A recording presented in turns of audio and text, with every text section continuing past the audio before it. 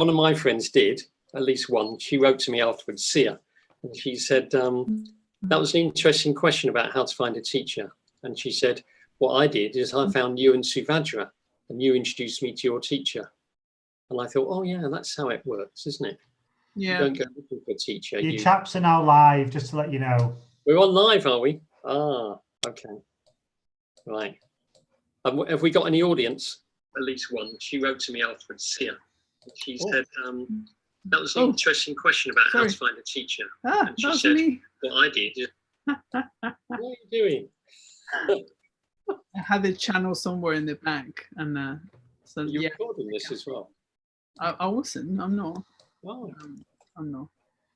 I was like, I could hear you talking, repeating yourself. Yeah. I do tend to repeat myself.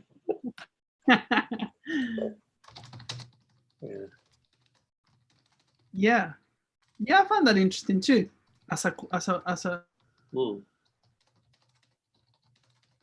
Frozen again? You froze there. Ooh, no. Okay. Let's move to I'll move to the frozen again.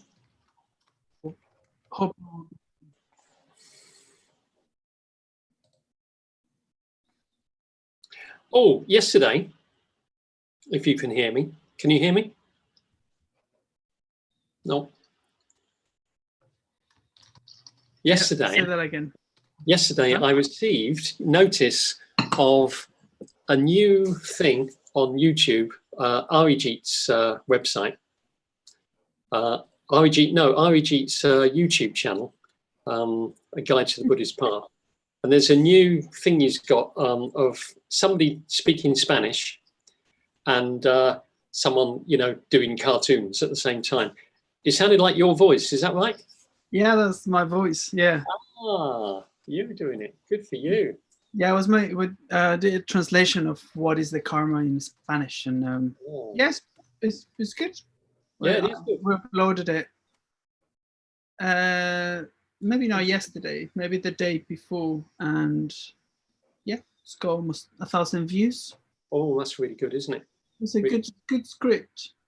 Yeah, and the who does the cartoons? Arijit. Wow. Yeah. Wow. Maybe he's watching again today. If you're watching Arijit, I was very impressed with those cartoons. Really good. Yeah, well, that is in English as well, if you haven't seen it. Ah. There's a version of that in English, so you can know what I'm saying. Ah, yeah. You can learn Spanish, but it's probably quicker to see the English version. Yeah. I will do that.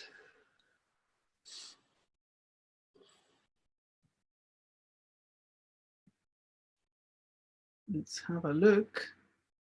How we look in live. We look all right. There's 7 people watching. Hello, 7 people. Hello, 7 people. Can they hear us? I guess so. Ah. We will. Good. Maybe they'll say something. Well, welcome. You are here earlier. We'll start our conversation and talk about the Buddha in a few minutes. 4 minutes, yeah. 4 minutes. Yeah. Yeah.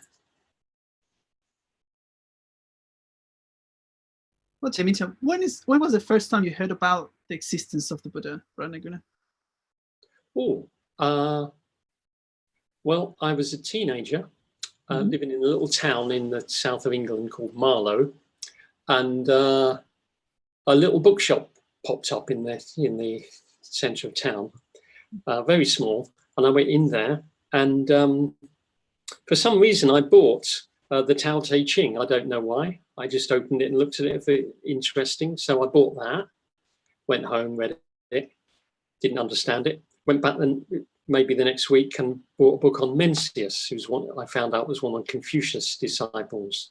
Took that home, read it, went back a bit later, and there was a book on Buddhism by Christmas Humphreys. So I took that out, and I didn't read it very much. I found it rather boring compared to the other two, but I think that was probably my first introduction to Buddhism, as far as I remember. I must have been 16, I think. Mm. And what about you? Was that in Mexico City? No, actually, I just moved to another city back then, Which city did you move to? Toluca, Oh, and right. I moved there when I was about 8 or 9. I didn't. My family, my mom and my sister. My mom moved us. I'm going. We just left the city. The tender age of 9 went forward. No, and I think that's cool. They were quite encouraging for us to read. And I must have been maybe 10 or 11 when I read Hermann Hesse's Siddhartha. Oh, yeah. And that impressed you? So that's the earliest I remember that I can think of having an awareness of the Buddha and enlightenment as a thing. Oh. And it was later, again, when I was a teenager, when I was 15, that I wanted to revisit all religions, really. And so I reread that and started buying other Buddhist books. There weren't that many books, actually. Actually, funny enough, one of the first things I read online for free was the Valencia Buddhist Center has some free books in Spanish, free Buddhist books, and I think it's called something like that, free Buddhist books. Oh. And there's a chapter on the Blue Buddha, which is it's like a booklet, but it's really the chapter on Akshobhya by Vesantra from Meeting the Buddhas. Oh, the Blue Buddha. And do you now have a connection to the Blue Buddha? I do, yeah. I have it everywhere. And is that why you're wearing your blue shirt again?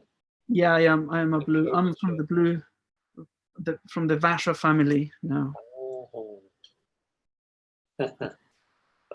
So we've got about 11 people with us, and but more people will no doubt come if you wanted to make a start.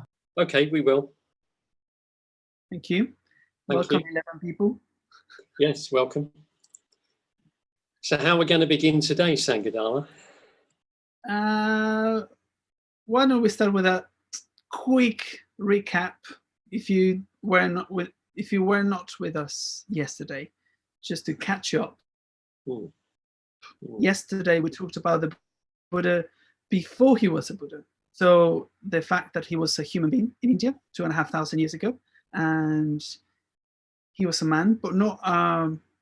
He was quite an extraordinary man, a very unusual man, that took him to his inquiring mind, his spiritual aspirations and determination took him to the seat of enlightenment and woke up to the nature of things, to woke up to reality. That's a quick recap. Good, well done. So we could take it from there, couldn't we? Because today we're going to talk about the Buddha when he was the Buddha, then, as you say, when he sat at the seat of enlightenment, as it were, and then his life after that as the Buddha. So you mentioned the word awakening, and that's actually what the Buddha means, isn't it? The word Buddha is translated as the awakened one. And then you might think, well, he was awake all his life, surely. He didn't do the whole thing in his sleep. So the awakened one is a kind of metaphor, isn't it? Just like you wake up in the morning and now you're alive to life in a way that you weren't when you were asleep, perhaps. When you're enlightened, you wake up in a bigger way, kind of thing. And then you might think, well, what do you wake up to? What does that mean? Because it's very much a metaphor. It doesn't really fill out what that experience was. So I think if I can begin, I'll just talk about as it were, what he's not anymore. And then you can maybe add what he was. What he was not anymore was he was no longer susceptible to greed the wanting things, grabbing things, a feeling of lack, and my life would be better if I had more, etc. He completely overcame that greediness and grasping after things. And he also overcame the opposite, which is a pushing away of things. Usually that's translated as hatred, but it really means kind of aversion, a sort of not wanting, or rejecting either people or experiences or whatever. That's quite interesting, because that's what a lot of us spend our time doing. We like things, so we go towards it, and we don't like other things, so we try and get away from it. And our life is kind of negotiating through what we want and what we don't want. And then the third thing that the Buddha was no longer was, he was no longer susceptible to ignorance. And ignorance is the root of it all, really. It's because we're ignorant that we think we can gain happiness by grabbing things and having more. And we think we can become happy by getting rid of the things that are unpleasant in our life. And the Buddha's wisdom was such that you realize that wasn't really how it worked. And there was something else I was going to say after that, but because I'm 66 years old, I've gone out of my mind. I've forgotten it. So that's, as it were, the negative aspect of enlightenment. What the Buddha wasn't anymore. He was no longer greed, hatred, or delusion. But there's a more positive way you could talk about that, isn't there? And I'll leave you to do that, Sanghadhara. Yeah, it's funny because also I generally like thinking of enlightenment, or going to explain or approach enlightenment through the via negativa, which is what you just did, isn't it? To say what he was not, what was he free from. So one of my favorite descriptions, I suppose, is enlightenment as boundless creativity, as opposed to be subject to reactivity. So if I can go to a positive thing through the via negativa, I suppose, reactivity is being completely dependent or dictated by the object of reaction. Sangharakshita talks of the reactive mind as almost a mechanical mind that is just all automatic, and the way that we react is in that through those kind of greed, for instance, wanting the object, or aversion, rejecting that object. So therefore, boundless creativity. Before you talk about boundless creativity, I just want to put two things together there, because I said the Buddha was awake. What was he awake from?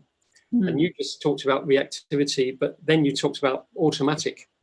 And that's perhaps a good way to think about it. The Buddha was, he woke up from his automatic reactions to events. Yeah. So back over to you to say a bit more about creativity.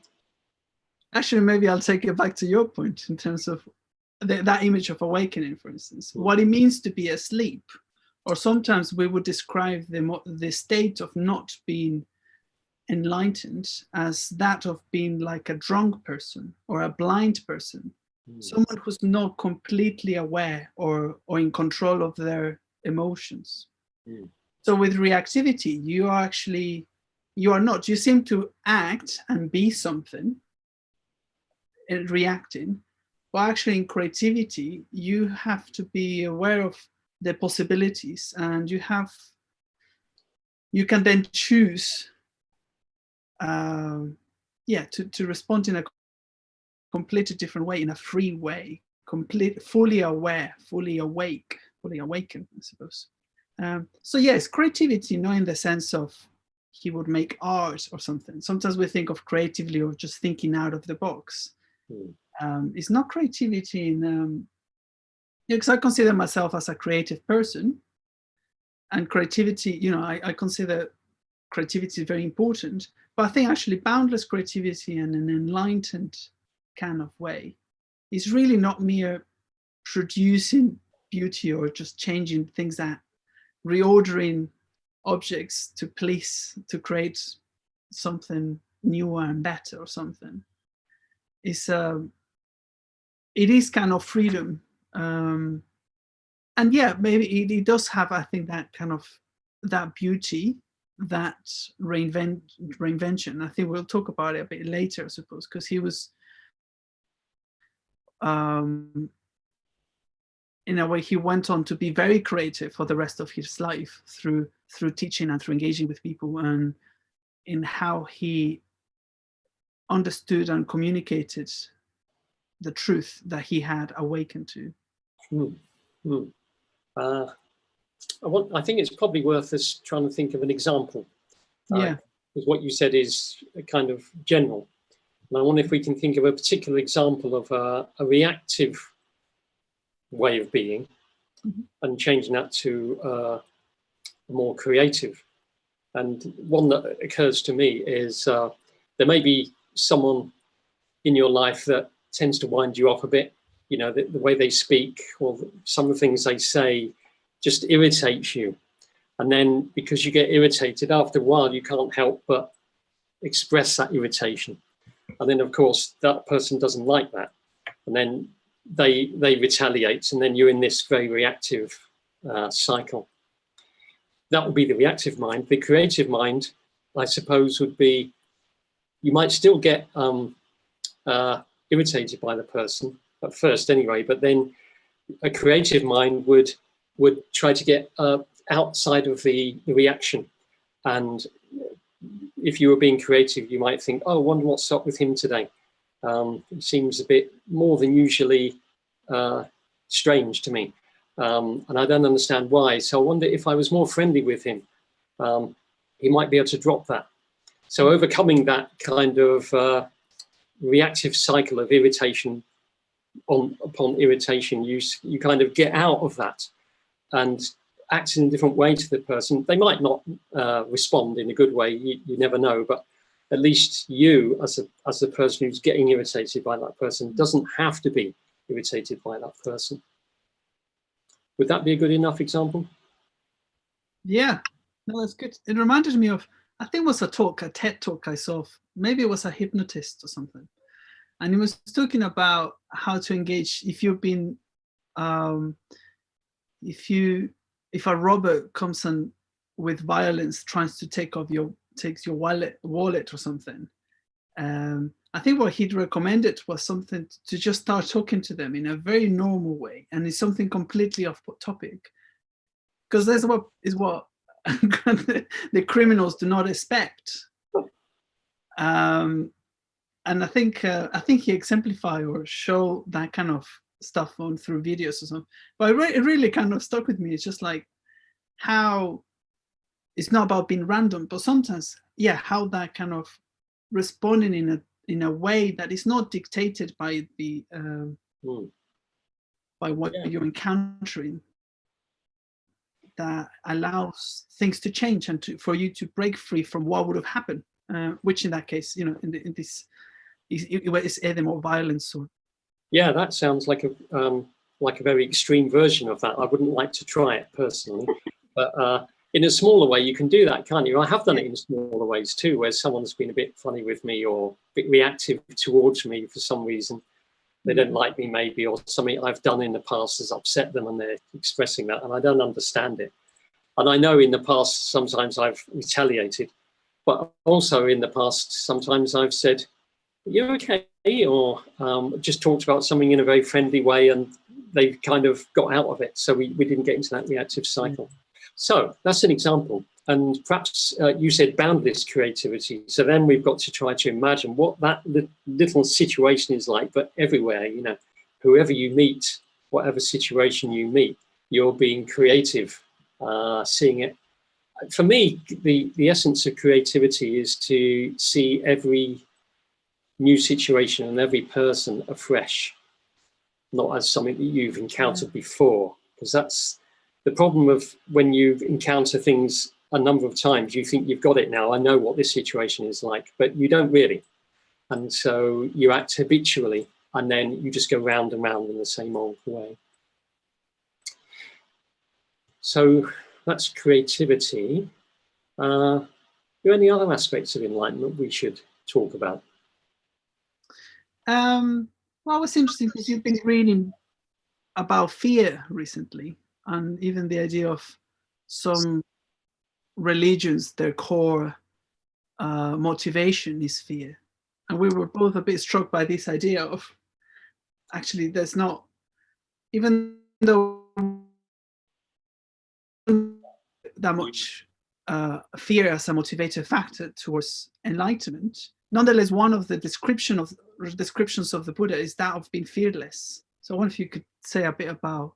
Yeah, I was reading the book yesterday, and apparently a number of people think that the beginning of religion is fear. That's how religions came about, because people were fearful of the future, fearful of death, fearful of the gods, fearful of nature.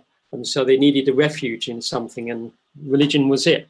But when I look at Buddhism, the history of Buddhism, when I look at the ancient texts where the Buddha is speaking, I don't really see that. I don't see fear as the motivating force for it. There's only one thing, actually. There's an interesting little text in the Sutta Nipata where the Buddha, again, is talking about before he was enlightened. And he said he looked around and he saw people being violent towards each other.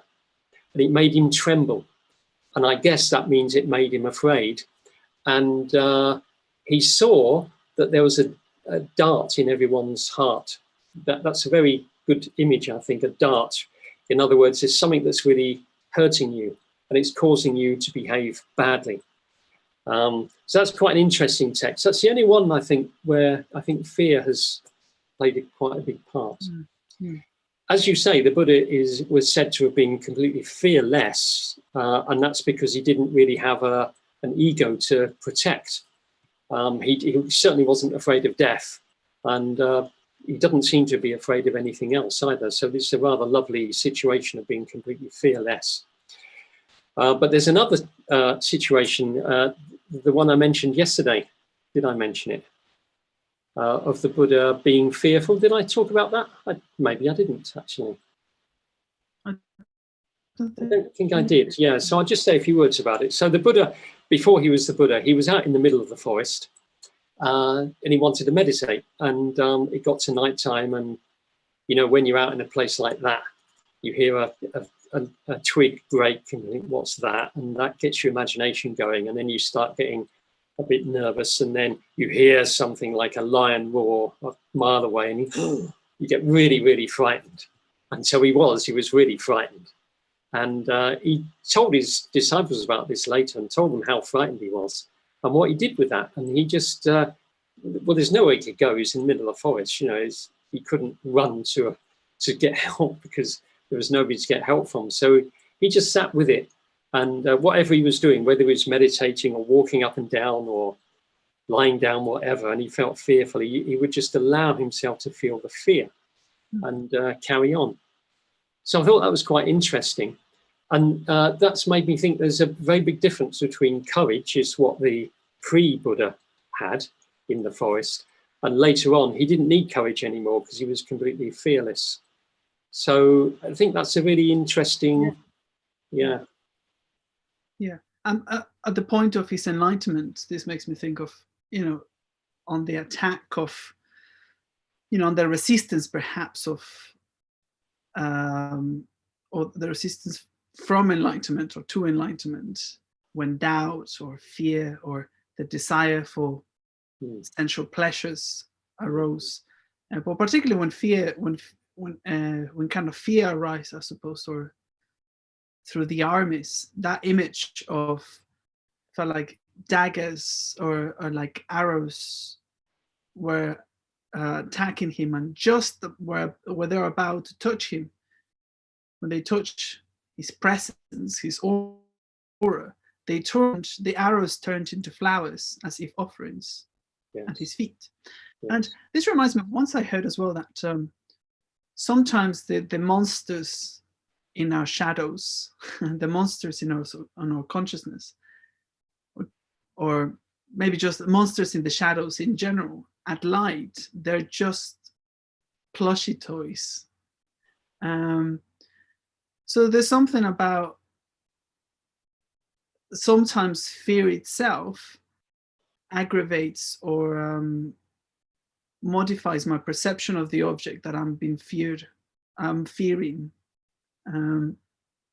So I imagine what the Buddha, when he has awakened, you know, I imagine that's what's happening, and you turn on the light, you open your eyes, light is present, then you see things as they really are. And I think, so yeah, in a way, he's like free from the idea of what is to be feared, or what is being threatened, or even the power that the objects of to be feared they actually have. Strikes me that this you just mentioned this the image of the arrows coming towards him, and as they reach him they turn into flowers. That's a really good image for creativity, of course, because reactivity would be to have a shield and stop the arrows from coming. With creativity, they just turn into something else. However, talking about fear, there are certain things that we should be afraid of course. Certain things are really frightening. It's not that we I mean it has been said, hasn't it, if someone wouldn't last very long, if a young child, if they had no fear whatsoever, they probably wouldn't live for very long, because fear is really, really useful, isn't it? It's telling you you're in danger and you need to do something about it, either get out of somewhere or protect yourself or something. So I suppose we need to be a bit careful of that, we, you know, we're not saying go do this at home, you know, don't go and try and be fearless all the time, because certain times you do need to be careful. I mean, boundless creativity doesn't mean that you always have to be creative, you know. It's not like imagine, it's not like the Buddha, if he would go out now and buy something and they ask him for £5 to pay, he's not just gonna turn up with a teaching or he will not. You still kind of have to respond in the terms that you've been talked to or something. It's not. Creativity doesn't mean. But I guess maybe becomes only relevant when we talk about suffering. What the Buddha was mainly concerned was about freedom from suffering and everything that causes suffering. So that's interesting. Yeah. So far we've talked about overcoming greed, hatred, and delusion, and fearlessness. But there's also the aspect that when you overcome fear, greed, hatred, and delusion, and fear, there's no suffering anymore. So the Buddha didn't suffer, and he said so many times, because I read the ancient texts quite a bit, and so often he'd say, in not so many words as this, but similar kind of thing, the only reason I teach is because people suffer, and I just want to alleviate suffering. So he wasn't really a philosopher. It's hard to categorize him, really. I was going to say a psychologist, but that would downgrade him somewhat, I think. Sorry if there are any psychologists listening to this. So we've got those so far, and fearlessness. And yesterday I mentioned his friendliness, didn't I? So I feel duty bound to say something about that. When I read the Buddhist texts, the ancient ones where the Buddha's involved, one of the things that really strikes me is how really friendly he was. He would walk around India, didn't he? After his enlightenment, most of his life he spent walking around India. Why did he do that? To meet people. And he wanted to meet people because he knew everyone was suffering, and they didn't really need to. They didn't need to suffer as much as they do anyway. So that's what he did. We don't know how many years, but many, many years, decades. He just walked around India and spoke to people. He was very outgoing. There's all sorts of conversations he had with all sorts of people. Two kings I know of, Bimbisara and Pasenadi. Ordinary people, villagers, prostitutes or courtesans, as they're picturesquely called in the texts, murderers.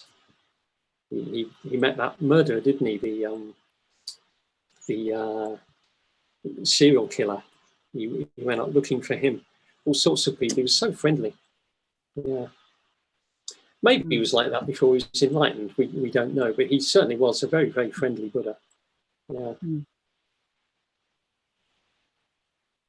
Yeah, that's something that I guess sometimes you get this idea of the Buddha when you're talking in terms of being free from greed, hatred, and delusion, and boundless creativity as this kind of, you kind of can imagine him just meditating in a rainbow colored cloud floating above existence, just almost being completely aloof and detached from from life and the living kind of thing. But actually, so yeah, you can think of enlightenment, if it's this transcendental experience, as being so otherworldly that is completely out of touch or something. But actually, how an enlightened person actually manifests in the world is actually of almost endlessly or boundless connection and relation with reality, but also with living beings, with human beings. And yeah, so like, you know, and you mentioned yesterday that the Buddha, at some point he mentioned that spiritual friendship was not only half of their life, it wasn't half, and he said that to Ananda, his companion for decades. Very, very close friend of his, yeah. Yeah, and actually what Ananda said when the Buddha was dying about the Buddha, the first thing he mentioned was his kindness, how kind he was. He didn't say, oh, how free from greed, hatred, and delusion, how boundless creative he was. Actually, his main experience of the Buddha was that of kindness. I really like the word kindness. Very often we use the word compassion. The Buddha was wise and he was compassionate. For me, compassion is one of those very big words, which fits the Buddha very well, of course. He's a very big person, but I really like the word kindness, that when he meets people, kindness seems more specific somehow than compassion. He's just really kind to people. Many of us know the really famous story. Loads of people know this story, actually, the one of Kissa Gotami. I found out recently that Kissa, for those of you who know the story, Kissa is a nickname. It means skinny Gotami. So she was a thin thing. And I guess you know the story quite well, Sanghadhara. Do you want to start us off with the story? What was all that about? All right. Well, Kissa Gotami was a young woman, a young mother, actually, who just lost her child. Maybe it was a baby child. And desperate, really in quite sharp pain and suffering of the loss of her son, is wandering around, really asking for help, for someone to cure his son in her arms. Is desperate, asking for help, and someone said, well, the Buddha is in town, why don't you go and see if you can help, if he can help you. When she turns up to meet the Buddha, initially the Buddha said, well, I can't help, but she desperately asked 3 times, and the Buddha has a promise where if someone asks him for something 3 times, he has to say yes. And so he said, okay, yeah, I'll help you, but what I'll need from you is to bring me a mustard seed from a house.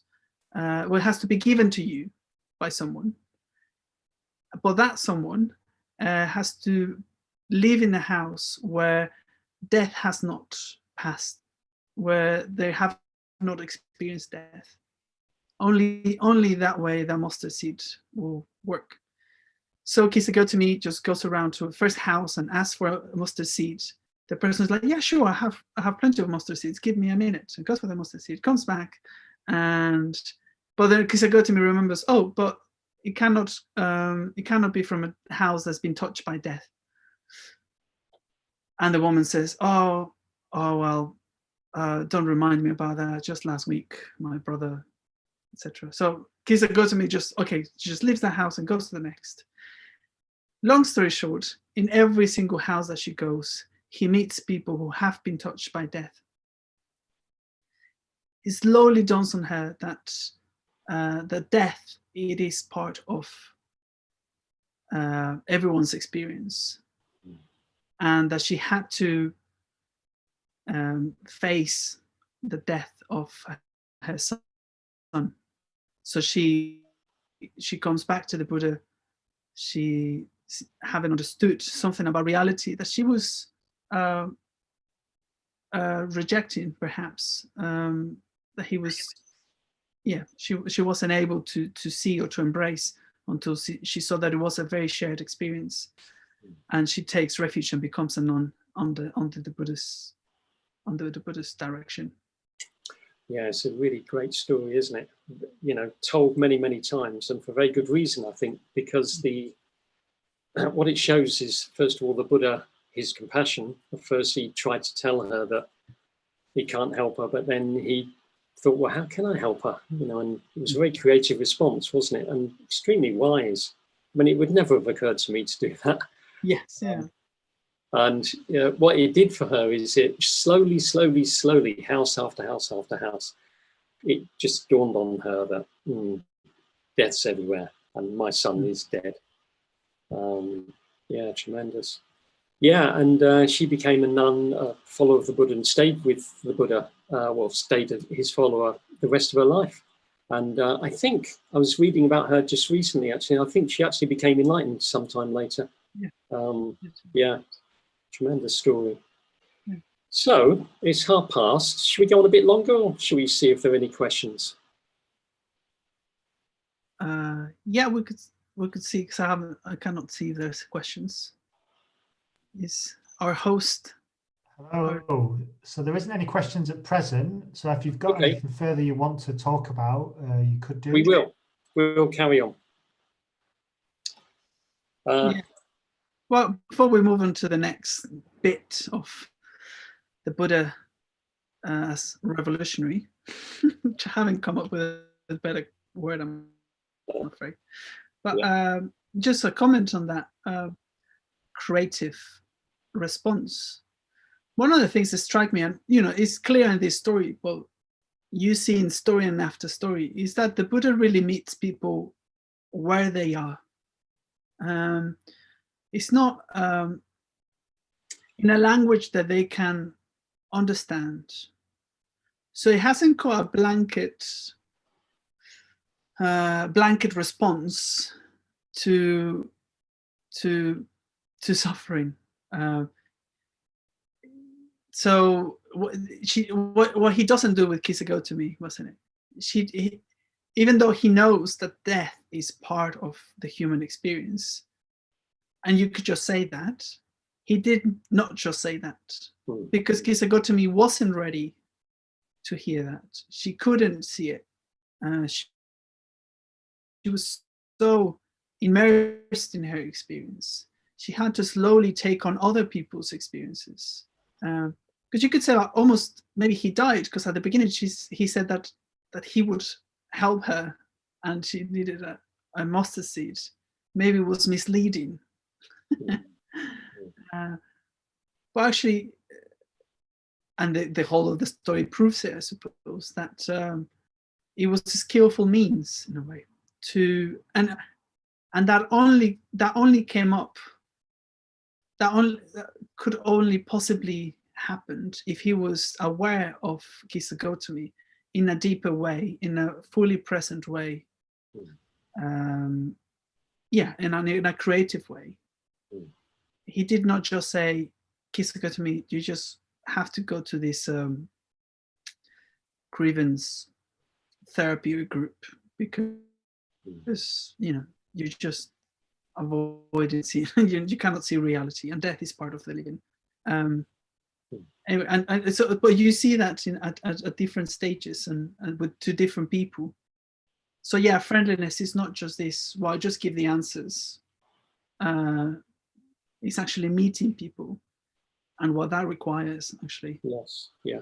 That's the Kisagotami story is great from the point of view of deep compassion for someone who's suffering very deeply. there's another aspect to the Buddha which I like, which is, although he was often very friendly, he didn't mind disagreeing with people. Mm. He had no problem with that. So he'd often meet people of other traditions. There were a number of different religious traditions around in the Buddha's day. Other people like him who were wandering around India and teaching and so on. And he'd meet one of these people and they'd have a discussion about the spiritual life. And after a while, the Buddha said, no, I don't agree with that. Or the other person said, no, I don't agree with that. And the Buddha would always say, and I really love this phrase, well, if you're prepared to speak on the basis of truth, we might have some conversation about this. It's a great phrase because what it means is, well, look, if you want to be really honest about things, I'll be honest and let's converse. And the Buddha just asked questions. He was a brilliant, not a debater because he didn't really debate. He just asked questions and drew people out almost in a Socratic way until they saw the flaws in their argument or the way they saw things. Of course, we've only got the Buddhist text to look at, and there's probably a certain amount of propaganda there. The Buddha always seemed to win the conversation. You know, the other person always realized they got it wrong. But that doesn't matter so much. What interests me is the fact that the Buddha didn't mind disagreeing with people. And I think that was part of his kindness. Kindness doesn't mean always agreeing and being nice to people. Sometimes it means saying, no, that's not true, surely. But that's part of that kindness too. I like that aspect of the Buddha. Yeah. Sangharakshita has this phrase of honest collusion is better than dishonest. No. Honest collision. Yeah. I can never say it right. Honest collision is better than dishonest collusion. Yeah, that's right. He never colluded with people, never. Yeah. Always made himself very clear. He was also very good when someone was rude to him, which happened a number of times. He wasn't, you know, we think of him as a great guy, probably always popular wherever he went. He wasn't. Very often people didn't like him. And the Brahmins, especially some of the Brahmins, really didn't like him at all because he threatened their livelihood, really. So there were times when someone was very rude to him. And there was one time I particularly liked. Well, he's talking to this Brahmin. And the Brahmin is very obviously getting a bit annoyed by the Buddha. And he asks him a question, but he asks the Buddha a question in a quite barbed way, you know. And the Buddha notices this and he doesn't let it go. He says, you asked that question a bit discourteously, but I'll answer you anyway. So he carried on being really friendly. That was the creative element, but he wasn't going to let him away with it. It's just like, I just noticed that was a bit rude, but never mind, I'll just carry on being. So I thought that was really good. I wish I could do that sometimes. Yeah. Oh yeah, that just reminded me of one of the Buddha's favorite, my favorite Buddhist put down, which it was, I think someone just turned up and he was just insulting him and just let them talk at him because they weren't talking to him in a way, you know, they were just throwing words and slander or whatever it was. I can't remember the content of the aggression. And once they finished their attack, the Buddha said, well, okay, what would you do when someone brings you a present and you don't accept the present?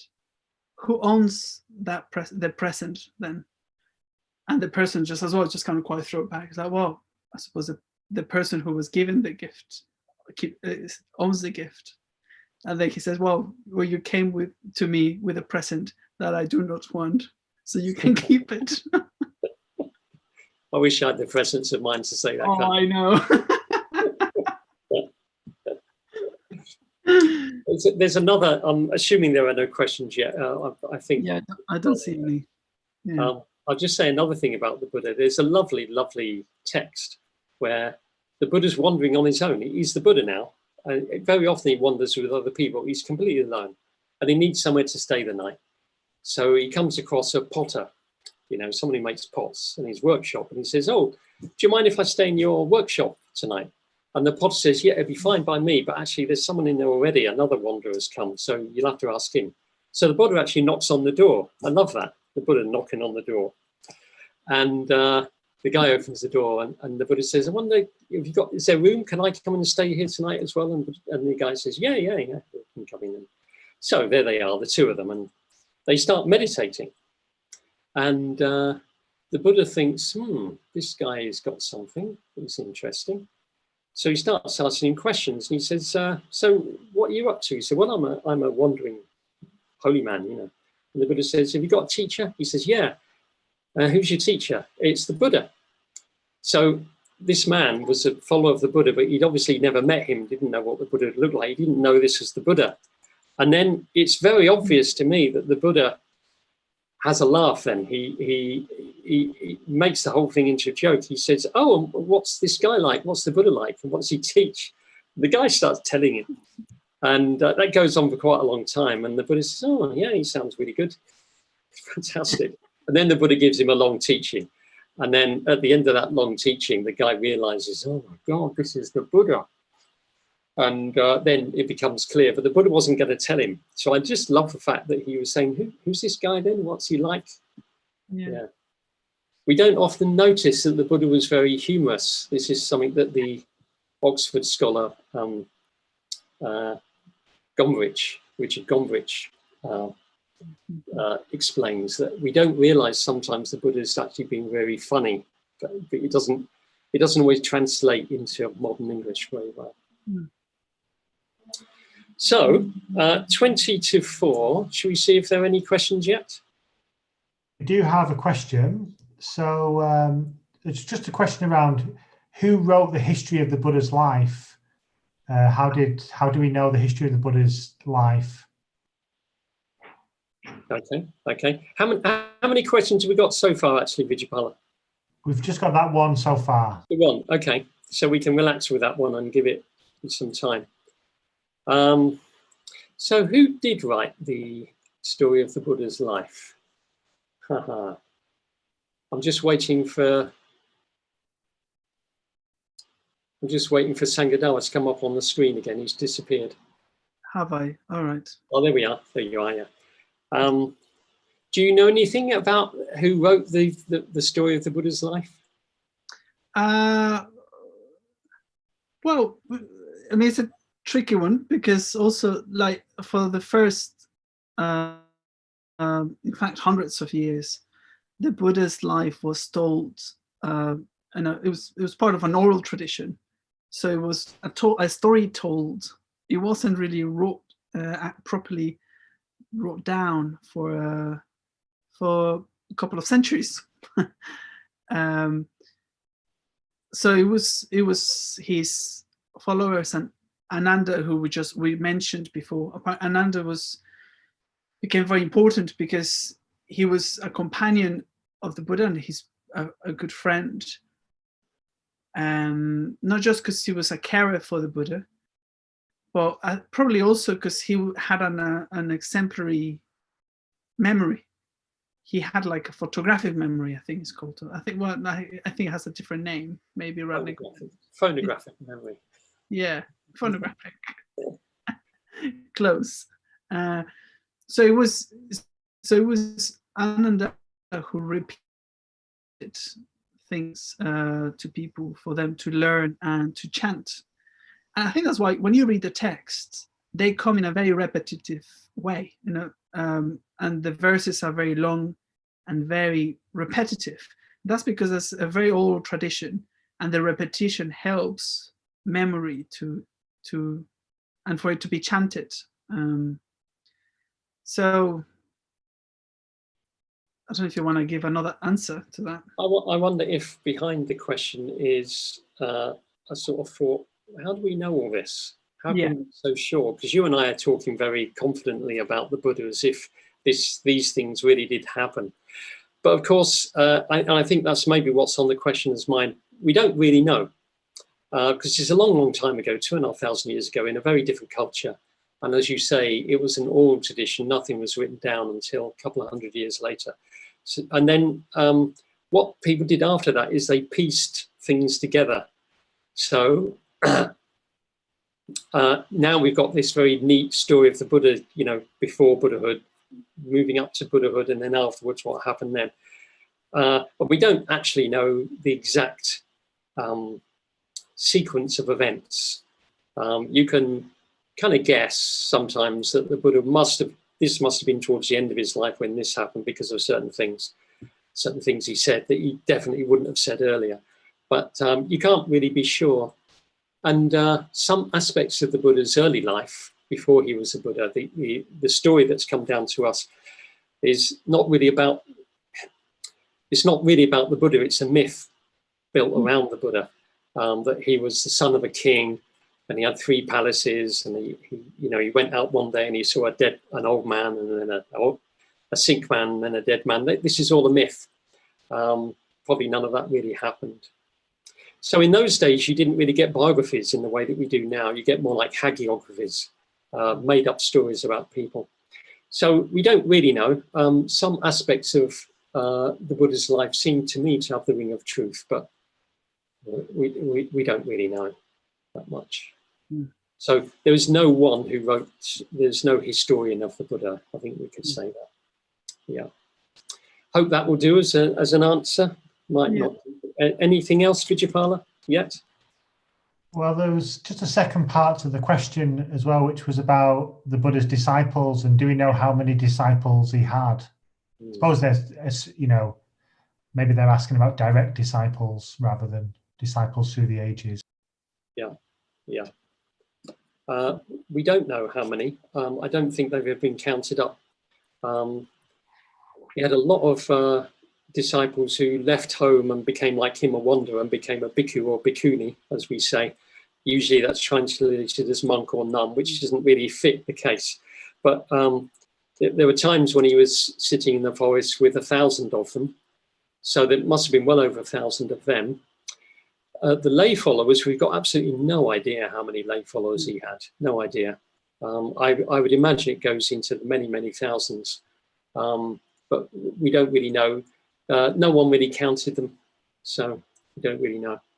And I can't see you on the screen again. Maybe you should say something, Sanghadhara, and I think you'll come back. Yeah. Well, actually, just to say that there is enough. The Buddha is referred in so many other texts that are not just Buddhist texts and transcripts.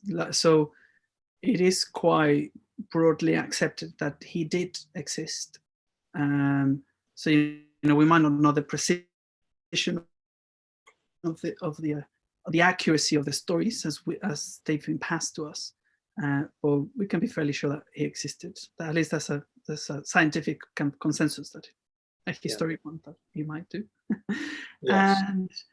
And in terms of disciples, again, we don't know the number, but something I think is quite remarkable of the Buddha, he lived until he was about 80 years old, and he got enlightened maybe around he was 35 or something. So we can imagine that actually the Buddha taught wandering around India in quite large through large distances. So he would have met thousands and thousands of people through at least 4 decades. So I imagine he actually had quite a strong following, and he was fairly well known, to the point to be substantially, the effect of which would have been substantial enough for us to still know about him 2,500 years ago, and for things to be remembered in the way that they did. So yeah, we don't know, but probably quite a lot. Yeah, and we're taking the stories of the Buddha and our impressions of the Buddha from a whole load of text called the Pali Canon, especially the Sutta. The Sutta means thread. It's the text where the Buddha's teaching. There are thousands of them. So when you read them, you definitely get I do. I get a definite picture of the Buddha, what he was like as a person. So, and you could say, well, how do you know any of those are true? Well, we don't really know, but there is a certain cohesion to it and coherence. So to me, it looks like there really was a person called the Buddha, and he probably did many of the things that he's said to have done, and probably gave many of those teachings. Yeah. Okay. Any other questions, Vijaypala?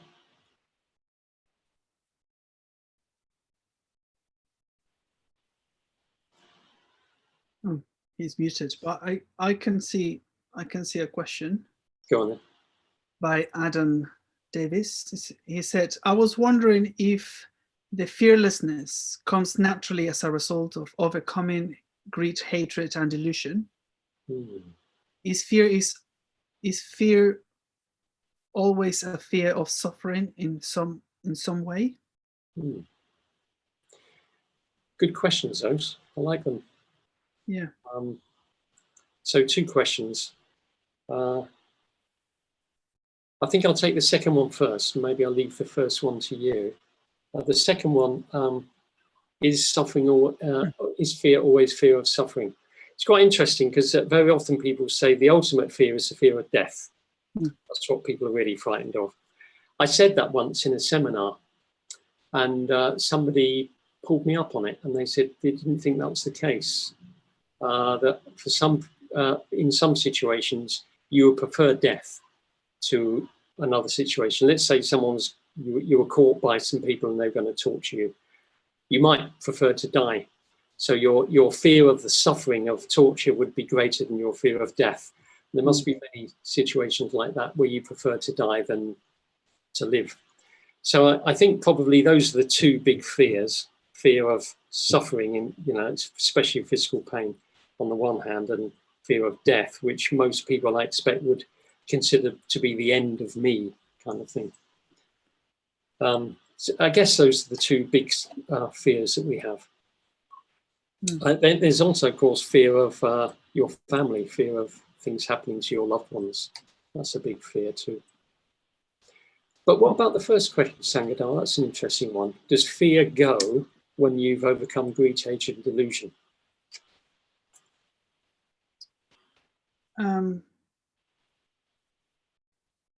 Yeah, I can.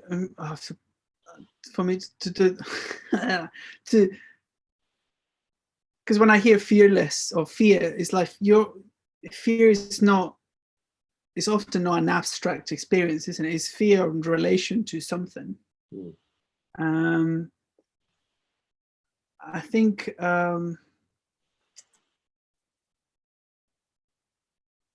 in a way you can think of fear as perhaps as a manifestation of aversion. As it's like you don't want something, you don't want a certain experience, you don't want pain. So in a way, perhaps, yes. But I mean, yeah, kind of, I have to be more interested to talk about what kind of fear we're talking about. I think for me, one of the things I feared, and I suppose it motivated me to, if I were to talk in terms of fear, in terms of my own experience and my motivation to practice the Dharma, it was somehow the fear of just almost making a fool of myself, an existential fool of myself. This idea of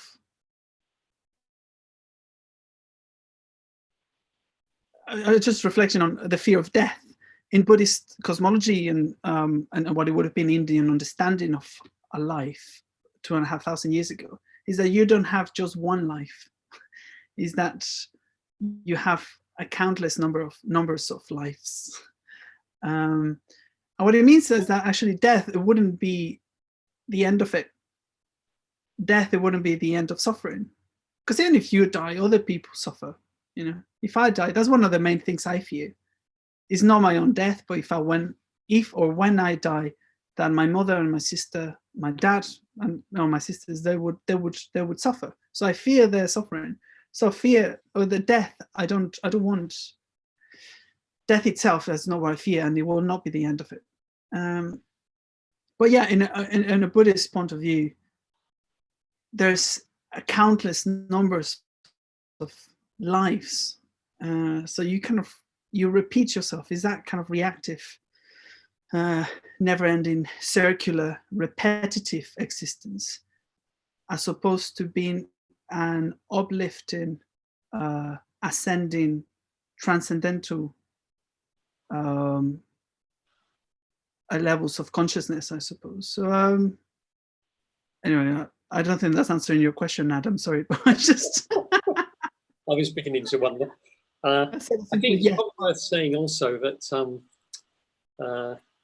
the Buddha never said that fear was an unskillful or a negative emotion. Not like greed, hatred, and delusion and all the things that come from those. But fear, he never said was a negative emotion, which is quite interesting because I think fear is, we have fear for a very good reason, to keep ourselves safe. So it's nothing really negative about fear in itself, although you can become unethical when you're very frightened. It might drive you to do that, but fear in itself is not unethical.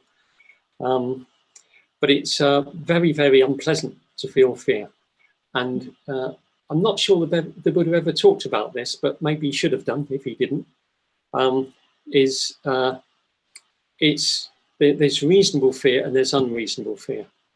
So reasonable fear would be if a lion walked into my flat now, roaring, it would be very reasonable for me to be frightened. But if a mouse came in, that would be really unreasonable to be frightened of a mouse. So there's fears which are reasonable in that, yeah, you should be frightened because you're in danger. And there's other fears where you're not really in danger at all. So it's kind of irrational. I don't think the Buddha ever spoke in those terms, but he could have done. Okay, any more questions? I think I lost you for a while, so I think you've answered the question from Adam about fearlessness, haven't you? While I disappeared. Okay. So there's no further questions, I don't think. Okay, so we got another few minutes. If anyone, have we just still got people there listening, or have they gone off? We do have people listening, yeah. Okay, so Sanghadhara, yesterday we ended up with a few more little minutes, didn't we? Let's see what we can do now. Can you say something? Because again, I can't see you. Yeah, I am. I'm still here. Yeah. So is there anything we haven't covered yet? We've talked about enlightenment, greed, hatred, and delusion, fearlessness. Well, I liked the idea of also thinking of the Buddha as, I did mention revolutionary. You did, and then we never carried on, did we? Yeah. So I guess the last thing I'd say about what I liked about the Buddha, which is related, I think it's connected with what you said about he was happy to disagree. He wasn't a revolutionary in terms of just wanted to change things for the sake of them, and even just kind of engaging in almost kind of social action or something against what he disagreed. But I think he came from a place of kindness, but I think he came up with things that are just very, very revolutionary in terms of how we understand things right now, and particularly how they understood things back then. One of the things that he was quite revolutionary about was about how societies organize themselves in a hierarchical kind of way. So in India, with the caste system, you have the Brahmins as the top of the top class, if you want, the top area, or the elite, kind of a race, and everyone was below that. And how you become a Brahmin is just by being born in a Brahmanic life and a Brahmanic family. Yeah. And he challenged that in terms of he said, "Oh no, you're not. You don't become a Brahmin by birth, but you do so through your actions, through your practice, through your cultivation of your own consciousness, of your mind, through your behavior, through your understanding of wisdom and reality." So that was quite a revolutionary thing. And the second thing as well that I mentioned, and then I'll pass on to you to correct me and explain things better, is that how he embraced morality or ethics. He did not talk about how to behave out of fear or out of following a certain kind of rules, or not following imposed morality, but a natural morality which was based on just noticing the consequences of one's action, avoiding what produces suffering and perpetuates and causes suffering, and to cultivate and maintain that which frees oneself from suffering and becomes more compassionate, freer, creative. So it was an ethics of intention rather than being how it looks like. Yeah, good. Rather than being what you can see, it's more from the individual. Yeah, good. That's really good. That's a good note to end on, because I think we should end, because I think we should mention that it's Buddha Day tomorrow, isn't it? Buddha Day is the day we celebrate the Buddha's enlightenment traditionally. And there's all sorts of things going on online. And the Manchester Buddhist Centre is celebrating Buddha Day online. And to join that, or to take part in that, if you go to the Manchester Buddhist Centre website, just type in Manchester Buddhist Centre and you'll go to the website and go to the events page, and you'll find what's happening when, and when will be a good time for you to join people and so on. Then you've probably, no doubt someone will talk about the Buddha and say more than we have done too, so you get to know him a bit better. And that brings us up to just about 4 o'clock. Yeah. So those of you, Ratnaguna. Thank you. Yeah. And well, see you later for your talk. Oh yeah, my talk this evening, 7 o'clock. Yeah. What am I talking about? I can't remember the title now. Oh yeah, Delighting in the Dharma this evening. So again, if you want to listen to that talk and you don't know how to, go to the Manchester Buddhist Centre website, go to events, and you'll see the talk there, and then you press a button or you click on somewhere and you go into it. So I think we better stop there. Sanghadhara, thank you as well. And thank you everyone for listening. Have a good day. Yeah, thank you. See you later.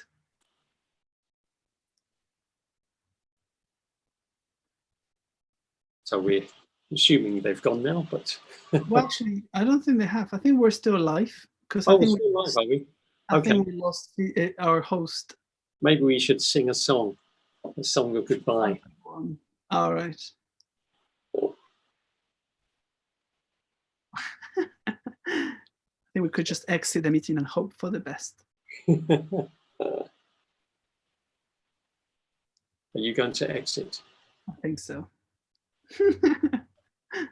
But then we won't be able to speak to Vijaypala afterwards. Oh well. His internet might broke. Yeah, could be. Anyway. Awkward goodbye. A classic. Oh, there he comes. He's back. Ah, there he is, yeah. Vijaypala, I've lost you for a while. Yeah. We said our goodbyes. Okay, thank you. Thanks for everyone for joining us. All right.